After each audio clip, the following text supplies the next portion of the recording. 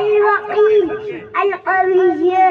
المتين الولي الحميد المحسن المبدين المعيد الحي القيوم الواجد الماجد الواحد الأحد الصمد